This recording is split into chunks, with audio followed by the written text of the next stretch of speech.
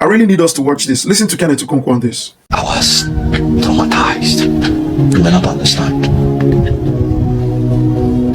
One man that lost his child said losing a child is like somebody pulling your tooth without analgesics. You will never understand.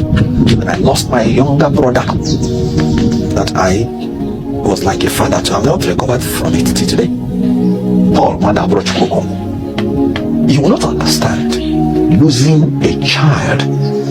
When that man described that thing, you will be able to understand the trauma. When I saw the father of this lady, she couldn't talk because of the trauma. 29-year-old lady with such a level of promise. A learned gentleman. You know how there is about a learned gentleman, my learned friend, at 29. The parents invested a lot into this lady. They have seen her future. Beautiful and brilliant. She was not sick as to prepare anybody that she's the pattern. And just like that, went to bed full-fledged, beautiful queen with brilliance and brains and dreams intact, only to wake up in the morning for the parents to get a call. She was not in active duty. She was not fighting Boko Haram or insurgency as to prepare anybody that anything can happen. And your daughter is dead. Because of insecurity, I was traumatized because it reminded me things I didn't want to remember. You know, it's disheartening. It's disheartening. Let me say something like Crixus in Spartacus. He said, Kenneth Okonkwo has lost somebody. He has had his own fair share of loss. His fire is still burning. The parents of this girl, 29-year-old lawyer, they've had their own fair share of loss. Their fire must have to burn. I have had my own fair share of loss. My fire must still keep on burning. In fact, I was prepared for that. I was prepared for that. There are lots of people that I know that are in church owing to my loss that have lost. Because people don't tell you, it's because you don't know. People have their own losses. People have lost. I've heard people's own, like to the extent that I never felt my own loss. The truth is that that loss is still coming to you. That is, if you've not had your own fair share of loss. But our fire must still keep burning. Our fire must still keep burning. But you know the funny thing? The funny thing is that a greater percentage of us who have had our own fair share of loss, we're not even burning. We're scared. We're waiting for another loss to occur to us. So we're just feeding ourselves, waiting for our day of destruction. Our fire is not burning.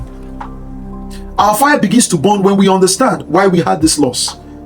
I'm really happy that Kenneth Okonkwo said something. He said, all this because of the insecurity in Nigeria. Because of the insecurity. And let me tell you something. Insecurity comes in different ways. It's not just about robbery, kidnap, armed robbery, whatever, shooting, crime, internet fraud, government bad governance, police brutality. It's not just that. Raping. It's not just that. On safety, insecurity comes by accidents too. We have physical insecurity, we have financial insecurity, we have mental insecurity. Insecurity comes also by diabolical nature. So let's just remove it. Let's just look at it as on safety. Because when we talk about insecurity, we think it's something that the military or the paramilitary can solve. No, let's look at it from the case of unsafety.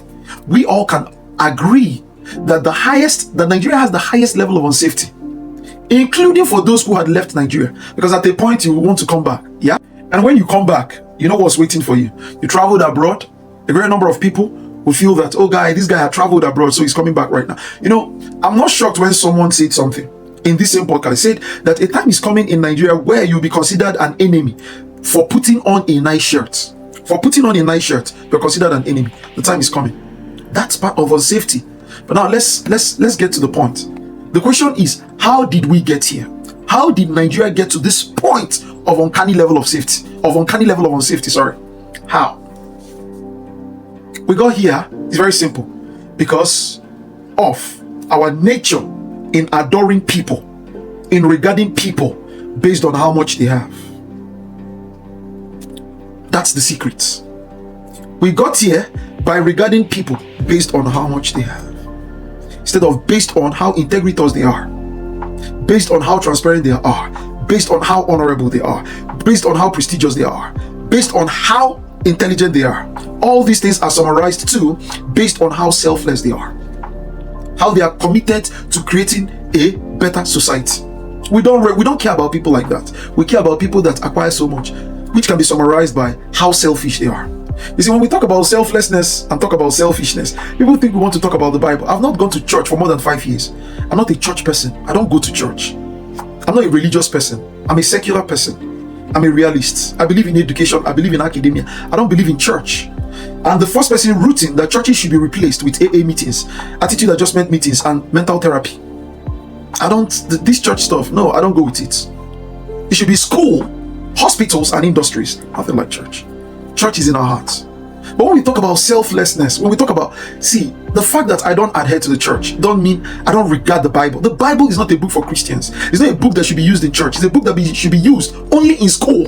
It's an academic book, not a religious book.